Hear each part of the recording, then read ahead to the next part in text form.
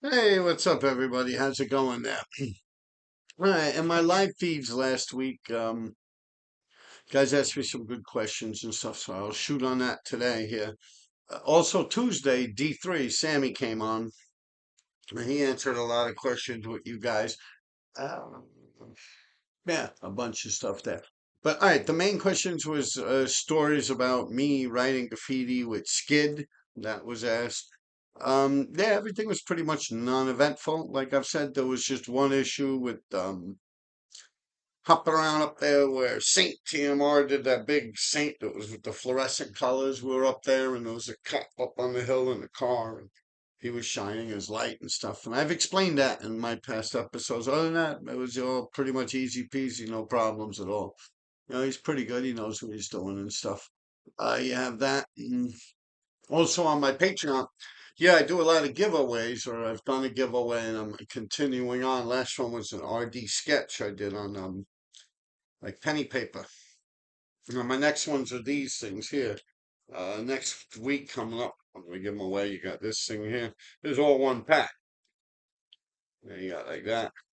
You got this on his old 1996 sticker. Uh, you got like that.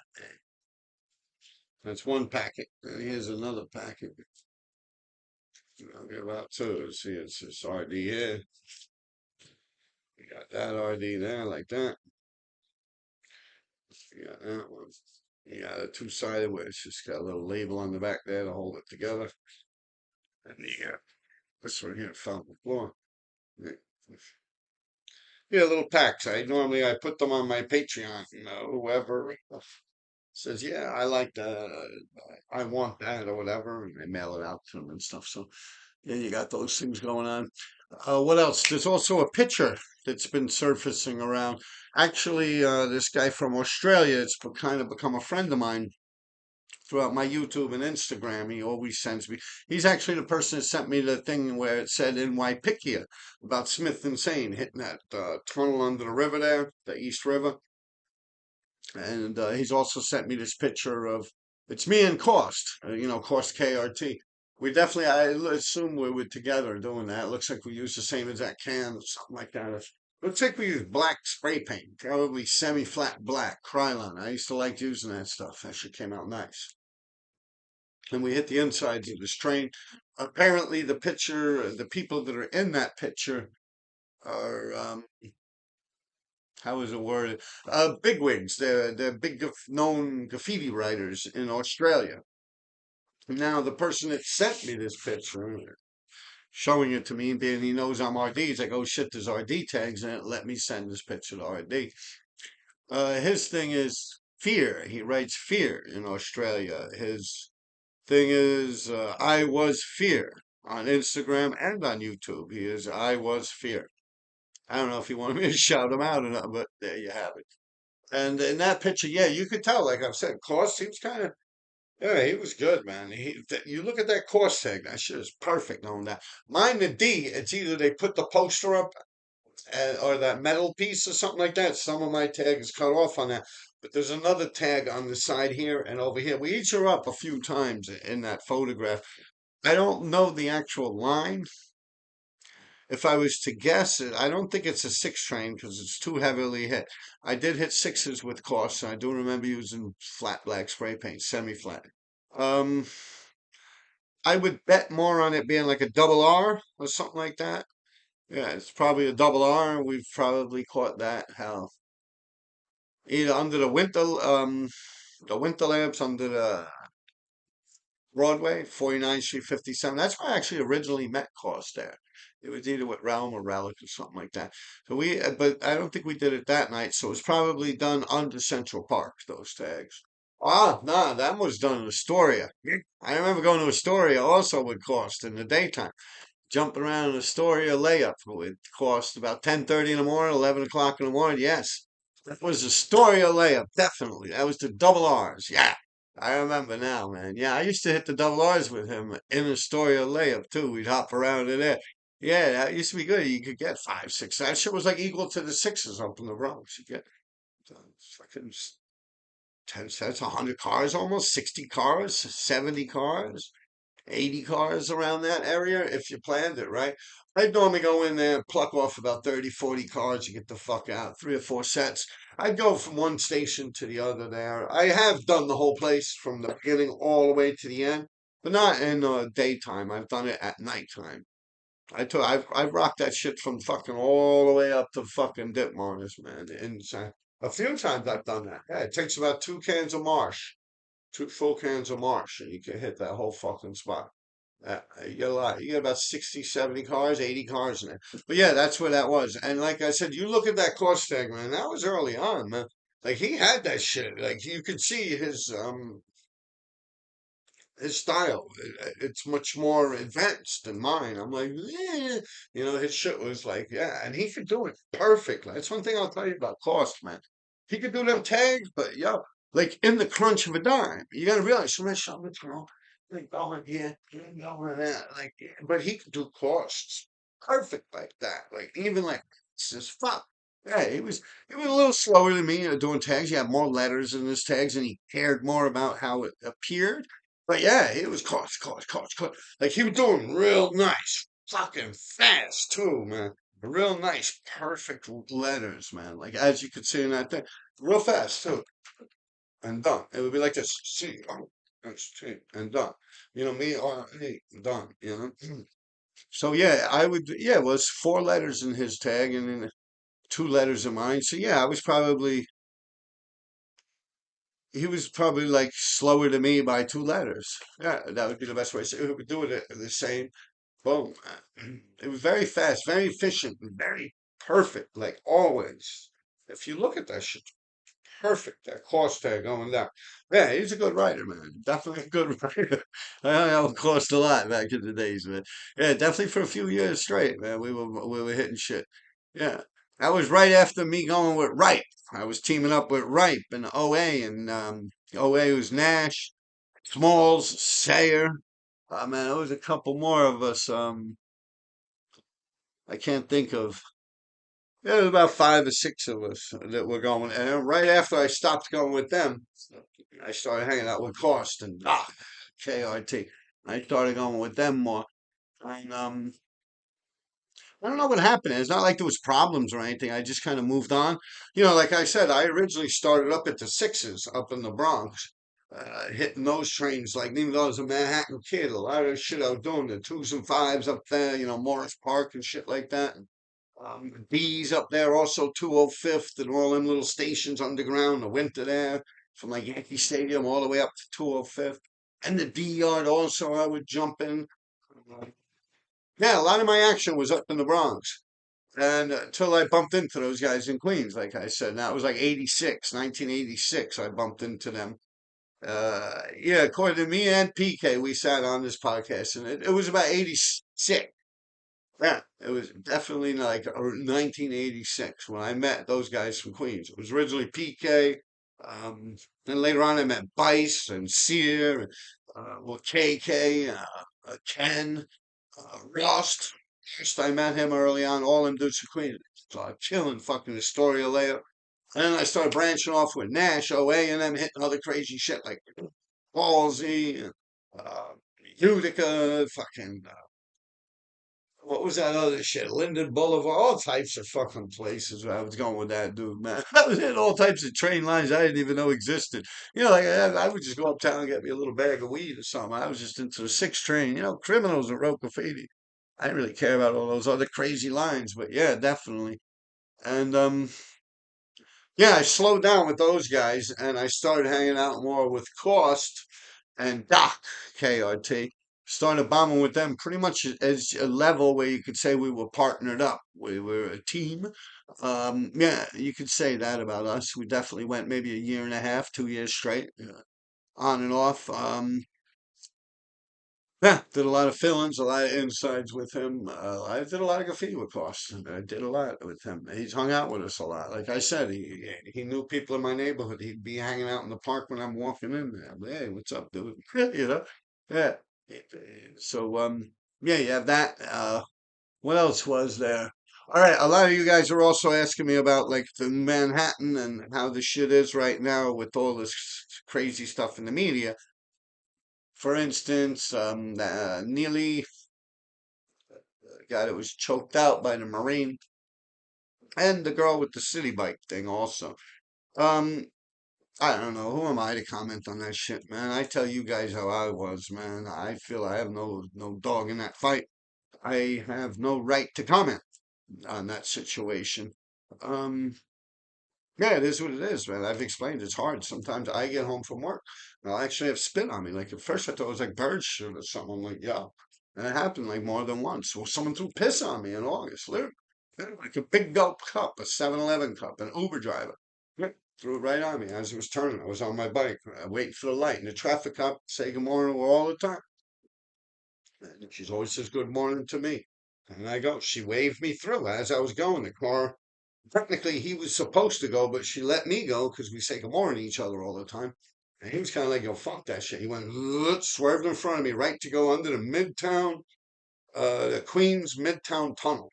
So right there, yelled out some racial white boy crazy shit and went, threw some shit on me. I ducked it like this. A little bit of it landed on my arm as I was on the handle. Kept riding, went to work. It was like, no, that shit's like, what is it? Like, I'm stupid. I would literally like put my mouth and nose right on it. I was like, oh man, it's piss. And lucky thing I work in a laboratory, so I have changes of clothing for accidents that could happen in the laboratory and stuff. So I put on a different shirt. And then later on, I actually went to a thrift shop and bought another shirt. It was like a nice one. So the one I had on was a little busted up, and I had to do like a meeting. But yeah, so it's crazy out there. But I mean, as far as it goes at what happened, I don't know. I wasn't there, man. You got all types of crazy shit going on in this city. Just it's New York City, man. It's how it is out here. The thing with the lady on the with the city bike, I'll tell you this: I am always right there. I pass by there every fucking day. I work not far from there. And I've had situations there as well. So had all the food cart vendor guys with situations. You got to realize that's called Hospital Row on First Avenue, where that city bike situation had taken place. Now on Hospital Row, starting from 34th Street down, you have what, like Beth Israel or something like that? No, that's down further on 19th. All right, you have like NYU Lagoon, uh, then you have the medical examiner's office. Then you have the men's homeless shelter, which is the building that they filmed The Godfather in. When Don Corleone is in the hospital and Michael Corleone is wheeling him around because they're coming to kill him. Yeah, that is the actual first building of Bellevue Hospital that is now a men's shelter. But in that movie, they show him when Michael Corleone is wheeling the um the bed with his father, Marlon Brando, in it. He's like tells the nurse, he's like, "This is my father. Beware of the men that we're here to protect him.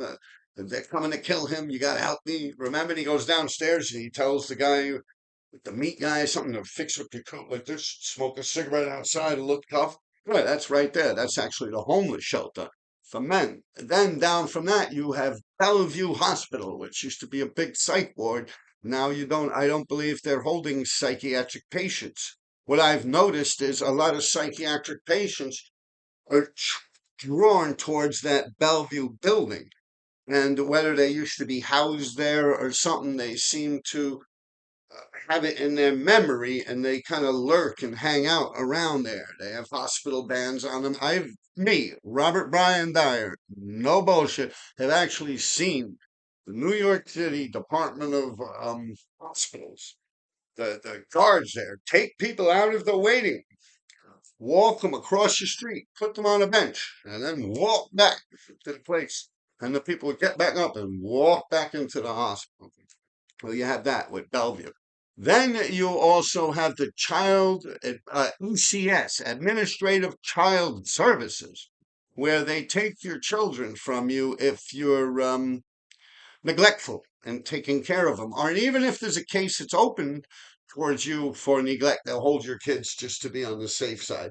And you have a lot of those guys. I've had situations with those kids too. About six of them once. I was eating Meatball Hero from Subway, the Subway, the franchise, where you get the heroes. And they were asking me, I was right in front of the building where I work.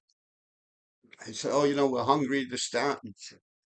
Uh, So, well, I have half a meatball sandwich if you like it, because I'm eating this one. This one's still wrapped up and everything. I was actually going to eat it later. As I'm giving it to him, a girl with a Jansport bag, I said, wait, what? Hits me right here with it. And shit, I go on my flip, fit. I pull out and chick flake shit's popping off. They went back, and then actually the sergeant from the building that I work in come down. Hey, what's going on here? This, that. And I said, there's kids being kids and this and that. I was smoking cigarettes at the time, flicked my cigarette and I went in to work. They had that. Now, also, you have all the food vendors. You have the holler carts. You have the hot dog sellers, and all those guys. I know them all very well. The coffee guy and everything. Every single one of them have problems with those kids that come out of the ACS building. They sneak out real early in the morning, 5 in the morning or something. Somehow they're out in the streets. This is a known thing. I am not ratting or telling anything that the police and that environment in that area don't know about. In my work, I actually get emails. There's been people in my job that have been physically attacked by the people in that area, leaving that building late at night. It's pretty dangerous. You have a lot of people with mental issues that are sleeping on benches and stuff there. And like I said, they're kind of drawn to the mental system there, like the psychiatric hospital in Bellevue, and they have a big methadone clinic area there as well, where you have a lot of drug patients that go there and they seek methadone and stuff like that. And a lot of stuff in that area. So a lot of people are drawing to right there. I believe that woman that was attacked actually was a Bellevue employee. Well, I don't know if she was attacked, but the whole, I guess the proper term would be the whole bicycle situation. Then from that, all right, we went through the child administrative services, the children they actually do. I don't know if they climb out at night or if they're actually just let out at about 5, 6 in the morning. And they run around. A few of the guy sells coffee and told me he had his trunk there, his car, and he was pulling it up on the sidewalk to put his coffee cart there, 5 something in the morning.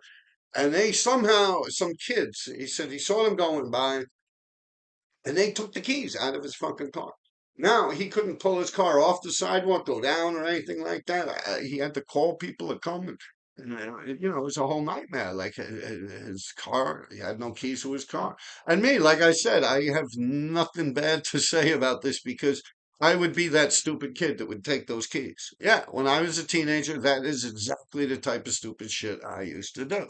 Exactly. So who am I to judge? And I would do that. So. I get it. I was a young teenager once upon a time. That's pretty much what this whole YouTube page is about.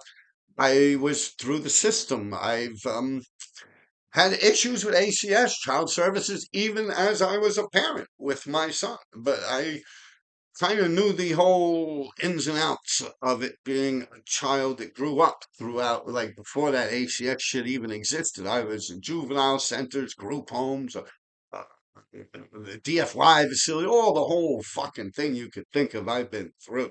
So I kind of know what they think, and I know how it works. And, they're very short staffed. I have a lot of cases. I heard throughout the pandemic they weren't even investigating any child abuse cases. They couldn't. Like when it was shut down. And I remember being like, wow, talking to people that actually worked in that building. Like I said, I've been plugged into that neighborhood decades. And, I've actually talked to people that work for ACS and child services, and some of them are so worried about certain children that were actually like, you can't go by the house no more. And like, it's like, wow, like all of a sudden the ACS cases drop and stuff like that. And it doesn't mean that the parents aren't abusing these children anymore. It just means that that access to these programs have been cut, throughout this pandemic. I remember finding that pretty hard. And I did notice an uptick in seeing kids hopping around in that area. That's probably got something to do with it. I bet you later on in life you'll hear that I'm hitting the nail right on the head with ACS there. I'm not accusing these kids of being in that program or anything like that. I don't know them. I don't even see them on the video to be truthful. Yeah, I really didn't watch the whole thing through.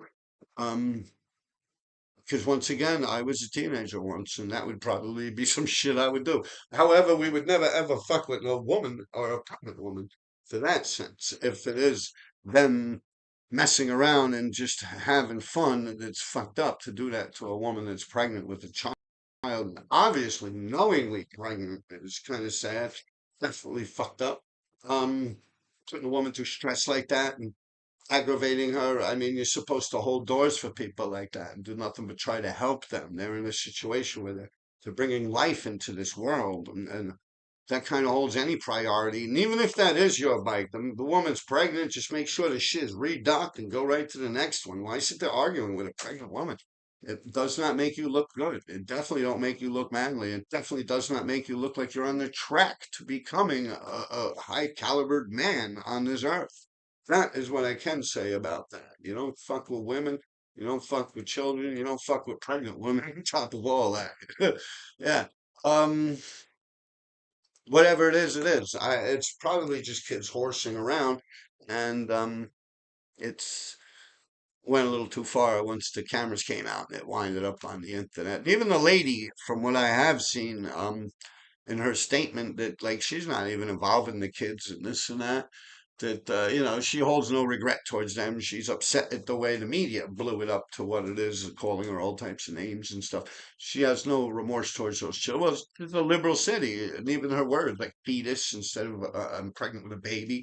These are she's you know this is her city, and she's a liberal. You could tell.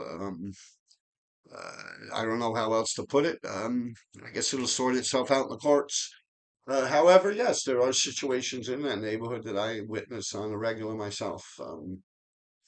Is what it is. It appears like arguments like that happen all day, every day. I have cab drivers, this, that, blah, blah. My man, fuck you. When I'm on my bicycle or something, or maybe at least two, three times a year, I'm smashing, man. Head you crashing. I mean, them bike lanes are fucking insane, man. You got people in them bike lanes with motorcycles and shit, electric bikes and everything. So, yeah, I mean, it's New York City. You're gonna get in arguments. Shit's gonna happen. That's what I could say for that. I don't know how else to put it on both of those cases. I would have to say, yeah, mental health issues. A lot of people out there mentally ill that are losing it, man. They're bugging the fuck out, man. I see it. I mean, a lot of people that even aren't that ticked yet are getting ticked just from the environment. It's like money, like I was explaining in my life, man. Like my rent here, and like a gallon of fucking, not even a gallon. It was like 6.99 or something, almost $7 for a half a gallon, a quart, something like that. Fucking milk. It's expensive to live here, and people are frustrated. The subways are all fucked up, and ain't no money around here. Ain't nothing moving. So, people are aggravated. I don't think it's going to get any better. I mean, I guess you get what you vote for. I don't know how else to put it. I personally never voted a day in my life. Definitely looking forward to voting this time around. I'll tell you that much. All right, we got that covered. I told you about that. Also my shirt, my drawing of that shirt I did. Yeah, I'm still wearing it and rocking it. The fire hydrant. I don't know if you guys saw it. It was on my Patreon, I believe. Or was it on here? One of them things I put it on. And I just want to wear it a few more times, make sure it don't fall apart or something before I actually start drawing more of them and selling them and stuff like that.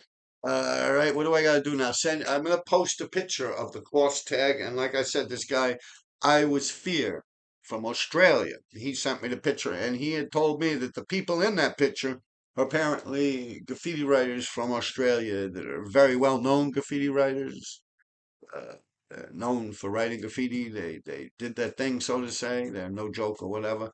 I believe it was, yeah, something like that. They're up there in the graffiti genre in Australia. All right, people, take care of yourselves, man. Don't forget, follow me on Patreon. I'm only doing a few more of these episodes for the summer. I enjoy my summer, man. I'm not gonna sit on here all summer. I'm gonna be doing my Patreon regularly, definitely. Yeah. I mean, I'll pop on here once or twice to say hi to you. Maybe I'll go live or something like that. Yeah. All right. Take care of yourselves, people.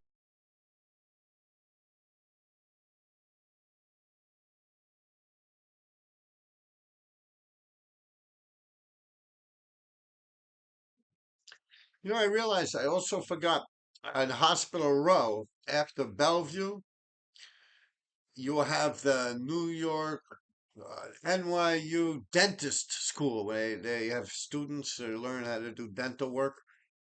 Then you have the VA hospital, yeah, which is the Veterans Hospital. There you have a lot of people that are military and stuff like that. Quite a lot of those guys walk around too. Some of them you can tell they're not they're they have mental issues. Um, then down from that, you have Beth Israel Hospital, and then like yeah, it's like fucking Hospital Row, man. A lot of shit goes on right there, man. Yeah, it's always something. Yeah, definitely. Yeah, hey, guys, take care of yourself. I didn't want to forget the VA hospital and the dentist thing, and you have the orthopedic center. Well, that's more like a school store where they sell all the surgical things and like prosthetic legs and stuff. And, yeah, you got a bunch of stuff over there, man. A lot of hospitals and stuff.